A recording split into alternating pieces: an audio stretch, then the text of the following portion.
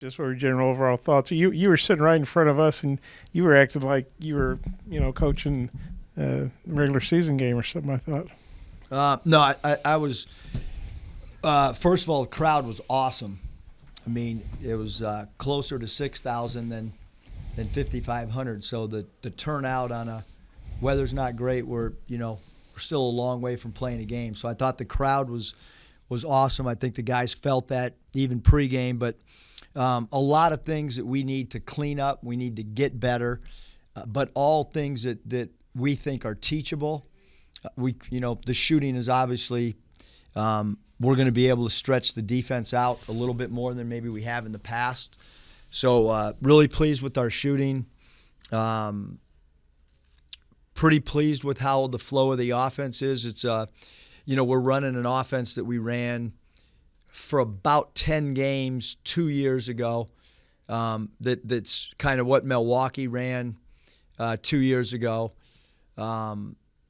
And it requires a lot of thinking and a lot of reading, and pretty happy with how far advanced the guys are with that. And we got to get a lot better, and some guys are further advanced on knowing this than others, but that'll hopefully come over time. We know Khif Battle was on crutches. Can you tell us what's going on with him? Yeah, he practiced today. I walked over, got in the gym, and he said his foot was really sore, and they took him for a preliminary look at over at the football facility. At that point, nothing that, there was no determination that there was anything, no break or anything, but I know that they're going to look at it again tomorrow, with some different x-rays or whatever. So, as of now, no update, nothing other than the fact that, he felt uncomfortable, not in the same spot as where he had a break earlier. Same foot, but not really related as of now. But we did have more than one doctor look at him over at football, and then we had a couple more doctors in our locker room. So right now, nothing unless whatever test they run, something comes up. Yeah, Eric, just wanted your thoughts on L tonight. 16 points, 8 of 10 shooting, 6 assists, 1 turnover. Seems like what's sitting right behind you. It looks like you've got a good bit of trust built up in him already. Yeah, I thought L was phenomenal. Shot selection, you mentioned, Scotty, I think you said he was 8 of 10.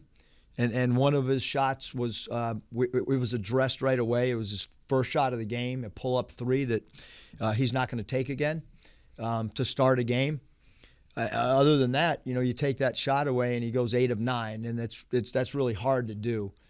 But I think that some of the shooting is really going to open up dribble drive angles for guys like L and Devo. I think that the threat of perimeter shooting, even our bigs. I mean, Kai made a 3 and Bay, maybe his foot was on the line or whatever. But Davenport and Joseph, we have some guys that can make shots. And Devo's really been shooting the ball from 3 at a high clip in practice.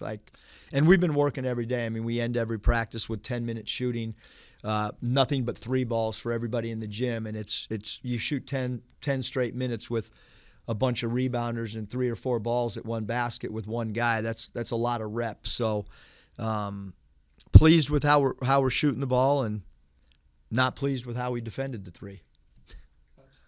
Coach, reading up on Davenport whenever he committed, it seemed like he was kind of a streaky shooter there to Cincinnati. Had 19 points in the first half, not much in the second half. Is that kind of what you're seeing a little bit, the streakiness in him? Yeah, I mean, if he had 19 points in the second half, he probably wouldn't be playing here. he is a streak shooter. He's a guy that can put points on the board in a hurry. Defensively, we need him to improve. We need Joseph to improve. But those guys, both of them, are really good shooters. And really, with Davenport, when his feet are set, he's not a good shooter. He's a great shooter. I think sometimes off the bounce and off the move, the turnovers. He'll work on playing in a crowd tomorrow or whenever we get back together and work on not getting the ball stripped. but he's 19 points and a half can change a game for you when you really think about it. I mean, if a guy does that in a regular season game or an SEC game, then you're probably in a pretty good spot if you have a player that has the ability to get close to 20 and a half. I want to know who was guarding him now. I wanted to ask about some of your front court guys. What did you see from Graham and Mackay tonight, and then a double-double from Chandler Lawson? Yeah, so, this Bucks offense that we're running that involves a lot of post play at the elbows and then some Princeton cutting and some split actions, whether it's a guard-to-guard split or a guard-to-wing split. Kai's really, really good at that. And we went back and reviewed the film from last year. He was involved in a lot of our big post-elbow actions that led to layups and dunks. He's a really good passer. He's a willing passer. He likes to play there. He does a good job sealing off defenders on the elbow to receive a catch. And then Jalen Graham, I mean, he's practiced a lot better than he did last year. I think he's bought in to the total scheme on both sides of the ball. I'd like to see him rebound a little bit more in traffic. But offensively, he's a really hard guy to cover, and he commands a double team. And he's going to have to learn when people dig down or trap how to get that thing out and then get it back off of a repost. Will be really important for him. Here. Some of the players were in here saying that they were tired, and just how are some of the new guys adjusting to your style, your pace, and things like that? I think they're still adjusting. That's why we run the mile, is to try to get them in shape. But we have some guys, probably some of the newer guys that are probably really tired. And, I think that we can play even harder than we did tonight. I thought that in transition defense, we gave up too many layups. We didn't protect the rim enough. We didn't go vertical enough around the rim. We didn't pick the ball up quick enough, full court, with our backcourt players and our post players when they were guarding the inbound passer. Needed to do a better job of stunt bluffing and letting the point guard or whoever's trying to initiate offense playing a crowd a little bit more. And all that's a lot of effort things. We didn't go to the offensive rebounds off our free throws nearly with the intensity that we want or have come to expect here to try to get extra possessions. But, hopefully, again, over the next, 3 weeks, we can improve these areas that we will identify next time we get together. Coach, we got to see Devo and Mark kind of go one-on-one against each other a little bit tonight. What's it like watching them tonight go against each other in practice, and how will they complement each other when you guys finally do face an opposition? Yeah, they're both fierce defenders. They both have great length, both with their wingspan. They have great quickness, great anticipation,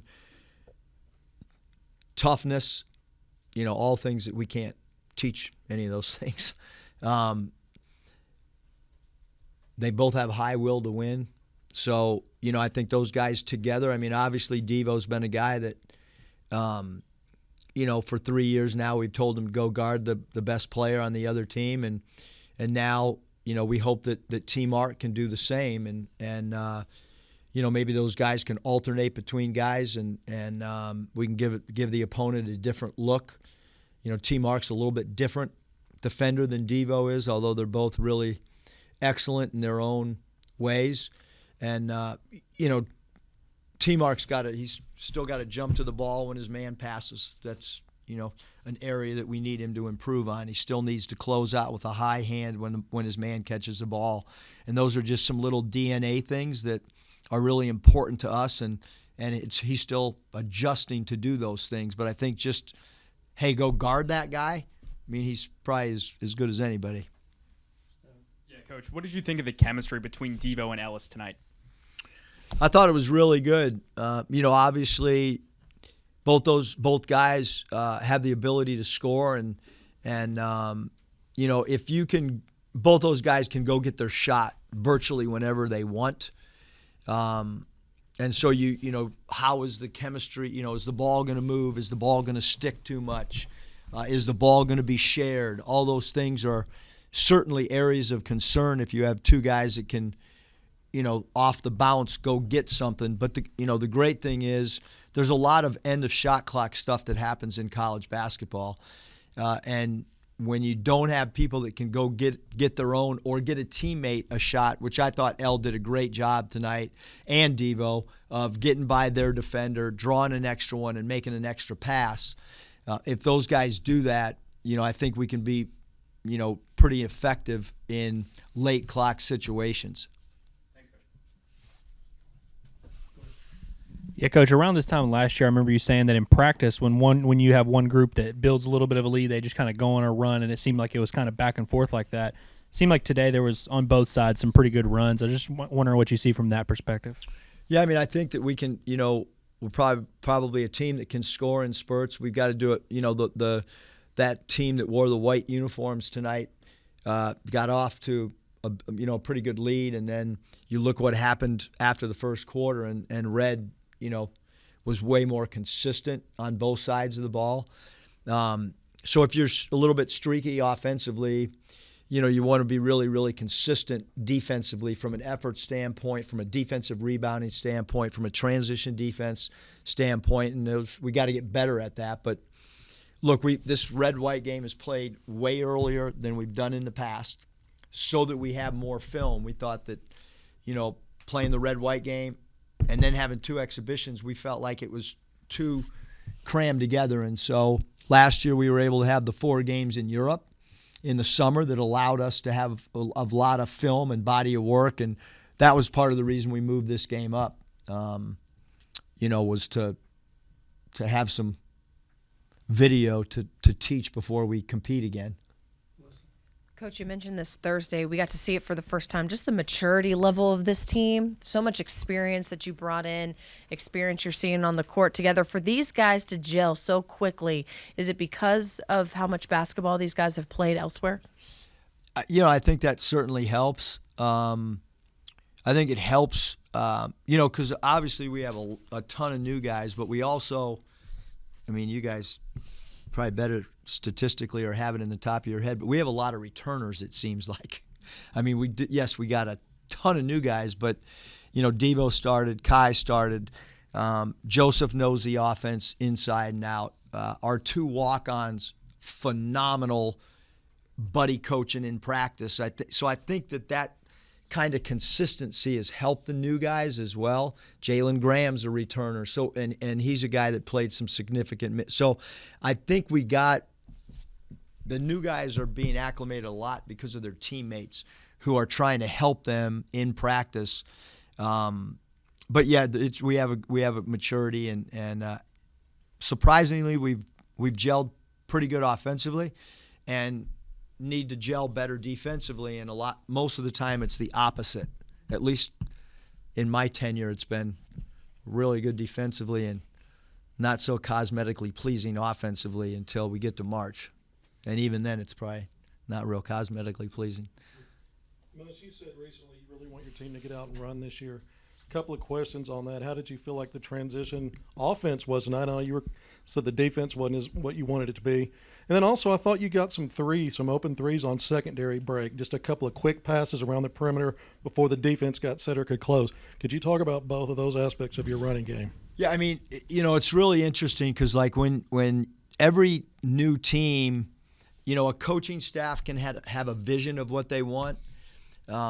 We noticed it about 2 weeks ago that we have some guys that have an innate ability to contest a shot and then fly and release early. Not something that we've done here in the past because we focus so much on defensive rebounding. But we do have some guys that just innately contest and fly, which is a it happens in the NBA all the time. If we can get the other 4 guys to defensive rebound at a high level, we'd like to continue to contest and fly just because we have guys that, we probably got 2 or 3 guys that have been doing it their whole life, and it just kind of happens. It's not anything that we taught. And when you have a player that through instincts can be effective, you want to let them go, and maybe, as coaches, we got to adjust. Now, like I said, we can't do that if the other 4 don't defensive rebound. But yeah, I think our secondary break, Kevin, is I think this Bucks, we're running it after misses, and then we're going to our half-court package on makes, and I think that they understand there's 5 spots on the floor that have to be occupied, and they're doing a good job of owning the corners, running to the corners as quick as they can, getting to the 245 degree, and then having a trail guy, regardless of what position you are. I think tonight you probably saw a lot of 4s and 5s even handle the ball a little bit more, although Davenport probably is not going to be bringing it up anymore. But if Jalen Graham gets a defensive rebound, we want our guys to have the freedom to grab and go.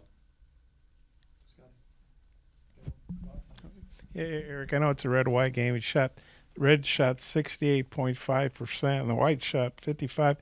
I assume you guys hadn't shot over here, right? I mean, We might be a really good road shooting team. yeah. Well, I was wondering, just what Is what that do where you, you're going? Yeah. What do you think of those shooting percentages, and the fact that y'all shot like that in a gym you're not used to being in? Well, the great thing is we've never practiced in Bud Walton, so maybe we'll shoot the crap out of it when we go there too. I think it's a good sign. Like we didn't shoot around here today either. When we practiced today, we practiced in our practice court. So the first time they ever, were in here shooting was tonight. Great for our offense. I don't know who our defensive coordinator is, but he's got a lot of work to do tomorrow. Eric Joseph was in here earlier saying that he feels like he's matured most. I guess in areas of growth, maturity is a thing that has grown since the end of last year. What have you seen from him in terms of that? And then were there any physical changes? Like did he get taller or just put on some mass in the summer? Yeah, I think he's definitely stronger. I think he's gained some weight, but it's really, really good weight. I think he's actually leaner. It's not often you can have a player gain some, get stronger, gain a little bit of weight, and kind of lean out as well. And he's done that. When he got here, he was wearing a knee brace. It was pretty heavy. I think it affected his mobility for sure. And then when you take that thing off, you got to get through some stuff too. And then he's a freshman, and he's been patient, and I think we're seeing a better player today than last year. And look, when Joseph got the opportunity last year, he helped us win, the Missouri game. He flat out as a freshman went into the game and helped us. And, we had enough confidence to have him in the game at the end of the Baylor game where he took the last shot that could have put it in overtime or whatever. So he is not a good shooter. He's a phenomenal shooter, and he's done a good job rebounding defensively because that's been an area that we felt, we needed him to go to the glass defensively a little bit. He's got to improve defensively, and it starts with getting lower, having a little bit lower disposition defensively. We're a no-middle team, and it should help him. I think that if a quicker player's got the ball and where you have to shade it, it should help him. He gave up middle a little bit too much tonight, and the good thing is we'll be able to go back and talk to him and tell him, hey, just you got to shade this guy where the help is.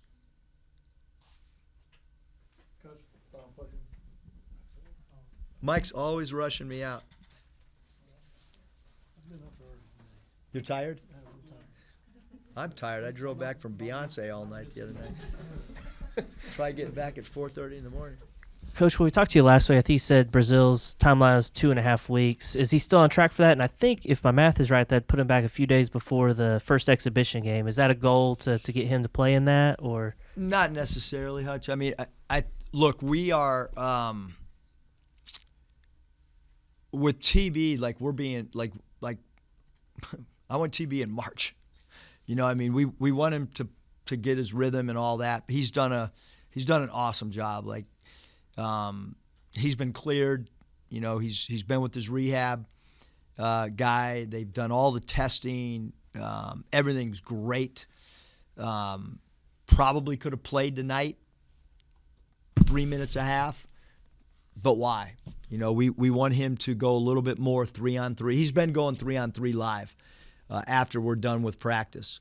And so he'll go 3-on-3 live, one more time this week at some point. And then, but he's been jumping into all of our drills. And look, offensively, when a player's coming off an injury like that, that's not really an issue. The issue is I'm guarding you or you, and I got to react. And so that's why we want to take our time. And no real timeline other than we certainly, with the way it's going now, he's playing opening night. That's not, as long as everything continues to progress as is.